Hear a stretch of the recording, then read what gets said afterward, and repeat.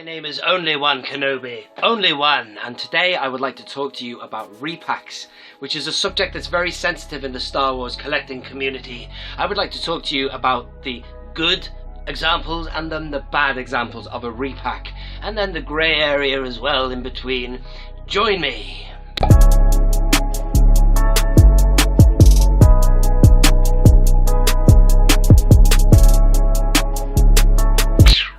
Okay, hello there. So there's lots of different things to discuss in this video. I've even got some notes with me so I don't lose track, and I will splice it all up because there's lots of different examples of figures and things I want to show you here. And let's talk about repacks.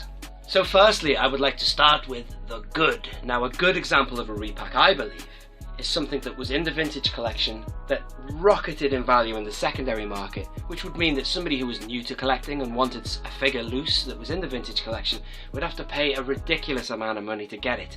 However, some of these figures were repacked in the Black Series, and it meant that it gave it, in a sense, no frills packaging or whatever, brought it down in value, and people could get it. And Exhibit A would be the Imperial Royal Guard. Now, this is a figure that has rocketed in value up and up and up and up. There's lots of figures that are like this. Some vintage collection figures you can get still for next to nothing, but this one seems to be an expensive figure.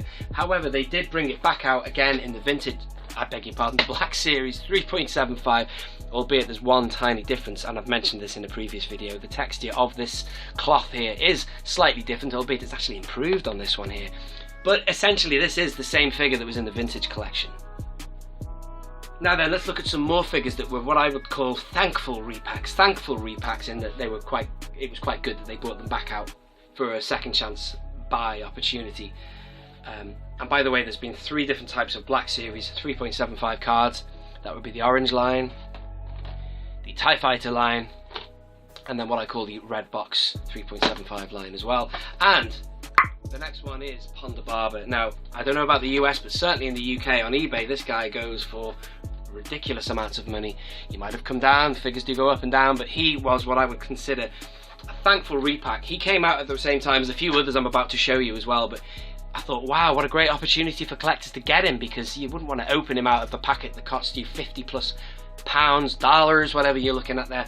But this was what I'd call a good repack. Another opportunity for collectors to buy him loose. Next up, same variety, would be these here, this guy here, the Boba Fett prototype armor. Now, he was in the vintage collection, but he was an exclusive. I think he was a mail away as well, and his value can fluctuate. I think he's not that expensive on eBay to get him on a vintage card, but here's another opportunity to get him if you want him loose, and I got this one recently for £5. If you are in the UK, all these waves that were in America already, it seemed like they were only in America, it was really annoying me, but they're actually hitting the UK now, £5 each in the Entertainer. Get down there quickly before they're all gone forever. Apparently they've come from Spain, a warehouse in Spain was selling them all off. But anyway, nonetheless, it's nice to get a chance to get him, and I don't have to buy another one of these on a vintage card, which would cost me a lot of money, and yeah, I'd have to open it, wouldn't I? But no, there he is again. Thank you, that's a good repack, I believe. Same scenario here, we've got Ahsoka Tano. She costs a ton of money on a vintage card now. She's gone from, I remember I think I got this for around about £50. That's a lot of money. It's a lot of money. But, you know, she goes for anything up to, actually, people try and scalp her and list her for £200. They're having a laugh, aren't they? But still, this cost me £5 the other week. And I don't believe that this will affect the value of that. And we're going to discuss that later, repacks and what will affect the value of stuff, because they're completely the same figure, but they're different packaging, different line almost. That is a great opportunity to get my Ahsoka loose now. Another one that was an expensive card, the Sand Trooper, the second Sand Trooper of the vintage collection, the VC112, and he was also brought out on the Black Series red box card back, or whatever you want to call it, packaging. And yeah, in fact, he's also been in the Lost Line Legacy collection as well, I think, but except it was a different coloured pauldron there. And finally, another good repack, which goes back to the Black Series TIE Fighter line, was this C-3PO. Now, he was a repack of a vintage figure, and I only thought I'd show you this one because he was just one that seems to be incredibly expensive on eBay in the secondary market. I actually got this one for £20, which is not bad, albeit when I opened it, it smelt of smoke, so I actually had him in his star case with a load of baking soda, which takes the aroma away. It actually did help a little bit, But yeah, it did actually. That's a separate issue. But because he was so expensive on that vintage card, or went up in value anyway, it was just nice for people to get him again, you know. He's a great figure loose. And there you go. That's what I believe to be the good examples of repacks in the vintage collection / Black Series. Now let's talk about the bad, and I want to talk about the most recent news that we've had, and it was something that did not impress me at all. It was the announcement that they are bringing out the 41st Elite Corps Clone Trooper in the vintage collection, and Steve Hasbro, he looks a nice guy. He's there at Hasbro Con, or whatever, not Hasbro Con, I beg your pardon, the New York Comic Con, and he was saying, yeah, we've got it right this time, we've got it right, we've got it right. No, you haven't got it right, Steve, because the helmet, right, of this is it, by the way. That's the one I first got, and I do believe they've had a few amendments to the orange card original release of this figure. That's what I first got. Apparently it was wrong because it was supposed to have grey on it. And check out this one here. I got this the other day at the Entertainer again. He's got the grey touch-ups now, and he's got a little bit of dirt, this one, so there's a big difference between these two. But the one they're bringing out in the vintage collection still is not right, because, oh my god, if ever Hasbro had an opportunity to fix this helmet is horrendously oversized. Not right at all. They could have done it, so then it would have been a good repack maybe.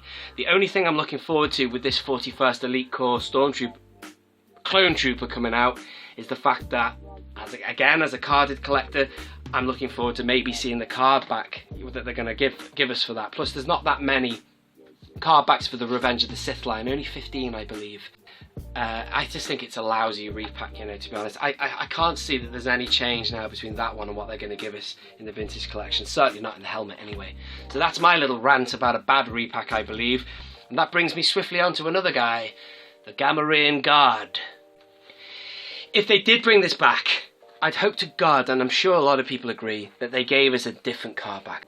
So this is why this is a grey area, by the way, because they're not bringing it out on a Black Series card, they are actually bringing it back out on a vintage card. And that makes me think, ah! So if they were to do that, I don't mind them keeping the number the same, but please give us an alternative image on the back there, please. On the front, I'm sorry, because otherwise we're just getting the exact same thing. And this might have cost people lots of money. I don't know what you spent for this on eBay. Let me know in the comments. And yes, and we're coming up to the last segment now. I just want to talk to you about a few figures that were released that really did annoy a lot of people, because, and you can see it in the comments on Instagram, on Facebook, another repack, man, people, I can understand why people are annoyed. If they are only a loose collector, it will annoy them, but for me, it didn't bother me. I bought this guy, Kylo Ren, in this line of figures, the Black Series red box. Then he was repacked in the vintage collection, but I thought, cool, because I have him loose, I want a carded version of him to go in this. But a lot of people were like, oh, it's nothing new, and I can understand that. This is something that I think is okay for some. The Rey, Jyn Erso, I'm looking over there because they're all on that wall there. They're fine for people who are carded collectors, but again, there's been a lot of figures like that. And that brings me on swiftly to something that's very, very, very, very close to my heart now. Excuse me. If Hasbro are now putting on vintage cards stuff that was in the Black Series, fairly recently as well, like this Kylo Ren, it wasn't long ago that he was first released in the Black Series, now he's on a vintage card. I personally hope they repack the hell out of a load of figures, and this will not be something people want. People are probably going to be really annoyed, they won't want it. I want, right, me, and maybe you do too, there's a load of figures that came out on this, not dreadful packaging, but pretty damn boring after the vintage collection finished. The vintage collection finished after VC 115, then Black Series happened, and a lot of these characters here, I'm going to show you them now, were worthy. This Padme Amidala, I'm going to open this soon by the way, it would be cool on a vintage card back. That's not the best example, by the way. Wedge Antilles in Snow Speeder, that would be cool. I could see a really lovely looking card for that. This Mace Windu here, oh man, can you imagine that on a Clone Wars card back? We've only got 3 figures in the Clone Wars. We've got Obi-Wan, Anakin and Ahsoka. I think a realistic Samuel L. Jackson would look pretty cool on a realistic Clone Wars vintage card. This Meru, which is going for decent prices now on the Black Series secondary market.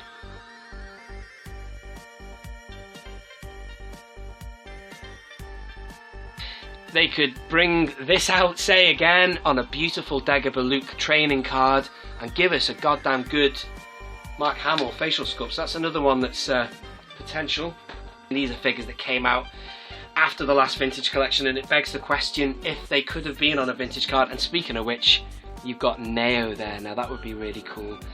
We've all got a Neo now because we've all bought one, we've got one loose, yada yada, but still I'd love to see a Neo card because that vintage collection Revenge of the Sith line is full of commanders. You've got Gree, you've got Oddball, and just another one would be cool to add because there's only 15 or so cards in the Revenge of the Sith anyway. And that is around about it, ladies and gentlemen. Let me just check my notes to see if I haven't forgotten anything. Yes, sir, there is one more thing actually, just to say that I'm on tenterhooks, and I know that a lot of collectors are, especially my mate Mark, alright, because he's spent a lot of money on certain things. I think we all have, haven't we, on eBay? But this announcement that they're bringing back VCO2, they're bringing back VCO9, the VCO8 Vader, they're bringing back this Han Solo, albeit they might change the facial sculpt because I don't have this loose, but not many people rate that facial sculpt, and I don't either. I really hope they give us some alternative images for these because they're bringing them back as they were then. I mean, number one, it'd be a wasted opportunity because they could give us some variety for all carded collectors, and also if they did bring it out like that, it would just really annoy off the people who've potentially spent a lot of money on these cards. I know that Leia Hoth can go for a lot of money on the secondary market. I don't know, I just think they should make everybody happy there by giving us alternative images. Ladies and gentlemen, I hope you've enjoyed that video and it has made sense to you. I'm very sensitive and aware of both sides of the argument there because there are good and there's bad and there's a grey area. Me being a carded collector, certain things I don't mind coming out again if they're putting it on the card because I'm keeping it in the collection. What are your thoughts? Let me know below. This has been Only One Kenobi. Only one.